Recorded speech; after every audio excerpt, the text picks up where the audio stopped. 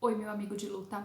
Hoje eu quero conversar um pouquinho com você sobre o consumo de frutas. Eu sei que esse é um assunto que levanta questionamentos nos diabéticos, então a intenção é justamente que você se informe para fazer boas escolhas.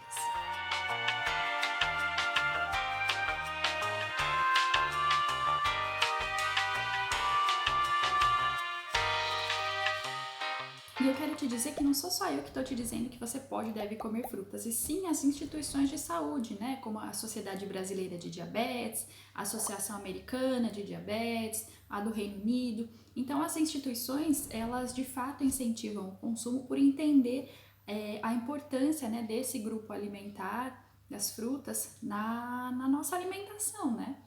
E um dado que eu vou compartilhar aqui com vocês, que é bem alarmante, que é da POF, que é a Pesquisa de Orçamentos Familiares, que apenas 3% dos jovens brasileiros consomem a quantidade recomendada de 400 gramas de frutas, verduras por dia. Então, 3% é bem pouquinho. De acordo com uma pesquisa da Agência Universitária de Notícias da USP, mulheres consomem mais frutas do que os homens. Bom, e dentre as frutas nós temos aí uma variedade enorme de cores, sabores, nutrientes, né? Fruta é uma coisa super gostosa e versátil.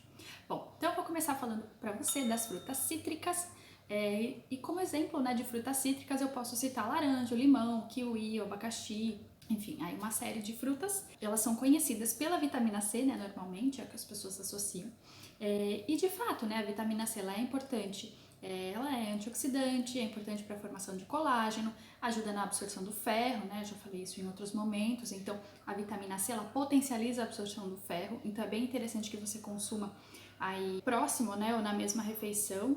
Por exemplo, almocei e depois chupei meia laranja ou algo nesse sentido, né? Dependendo das limitações e de cada um e de cada tratamento. Lembrando sempre aí de seguir o que foi proposto para você. Mas o ferro, lembrando, então só voltando, o ferro ele ajuda na absorção da vitamina C. Além disso, né, quando possível, sempre que possível, consumir as frutas com bagaço, porque o bagaço ele é rico em fibras e a gente sempre fala por aqui que a fibra é super amiga do diabético, ajuda aí no tratamento. Isso porque as fibras elas vão ajudar aí no controle glicêmico, então é bem interessante que você faça esse consumo. Um outro grupo bastante conhecido são as frutas secas, né? As frutas secas a gente normalmente lembra da uva passa, mas hoje em dia a gente já tem uma variedade maior de frutas secas. Como o nome já diz, né, elas são secas, ou seja, elas são desidratadas. O que acontece nesse processo, né? Os açúcares ali, né, eles ficam mais concentrados. Então esse tipo de fruta para o diabético ele não é tão interessante.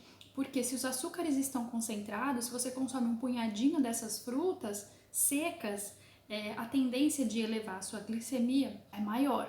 E isso eu tô falando das frutas secas, tá? As frutas secas normalmente elas não têm adição de açúcar, mas o açúcar da fruta ele fica bem concentradinho porque desidratou. Agora as frutas cristalizadas, sim, elas são adicionadas de açúcar e aí é interessante evitar esse tipo de alimento. Nós temos também as castanhas, né, elas já deixaram de ser comida de Natal há bastante tempo, as pessoas já entenderam, né, da importância desse tipo de alimento na rotina alimentar. Então, quando eu falo castanha, eu tô falando castanha do Pará, né, o castanha do Brasil, noz, macadâmia, avelã, pistache, enfim, nós temos aí uma variedade imensa. Além de gorduras super boas, por exemplo, a castanha do Pará, ela é rica em selênio.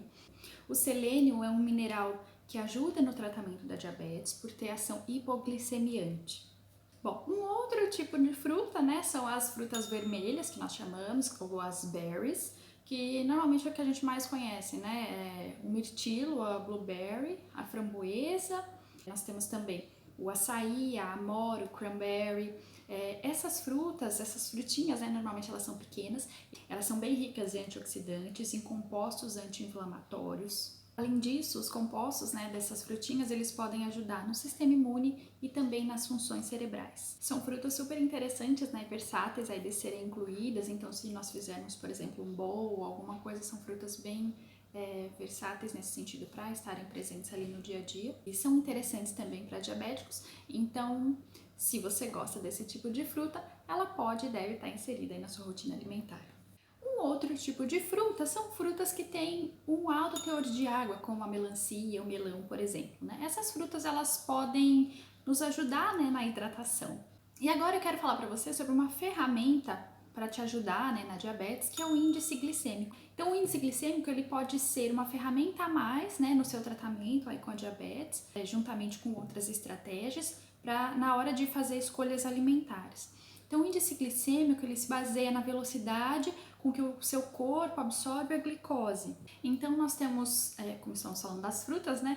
Nós temos frutas de baixo, médio e alto índice glicêmico. As frutas, né, com alto índice glicêmico são aquelas com índice maior ou igual a 70. As de médio são de 56 a 69 e as de baixo índice glicêmico são aquelas frutas que têm o índice igual ou menor a 55. Lembre-se que essa é uma ferramenta a mais no seu tratamento. Obviamente, né, dentro de uma refeição, que a gente está falando isoladamente da fruta, né, dentro aí de uma refeição a gente precisa pensar em várias questões, né, não somente nos pautarmos em um índice, mas, como eu te falei, isso pode ser uma ferramenta aí, no seu tratamento. Você pode discutir com o profissional que te acompanha se é o mais indicado para o seu caso. Outro fator importante também que a gente precisa levar em consideração são as porções, as combinações que temos que fazer. Então, quando a gente fala de alimentação, né, desse universo, muitas coisas permeiam esse universo. Então, a gente precisa entender quantas ferramentas, né, quantas escolhas nós podemos fazer para melhorar a nossa alimentação, né? Para melhorar também a resposta do nosso corpo frente àquilo que a gente come. Então, agora que você já entendeu a importância de consumir frutas, fique atento às suas escolhas na sua próxima compra. E se você gostou desse vídeo, não se esqueça de curtir, de compartilhar. E se você tem dúvidas também, é só deixar aqui embaixo.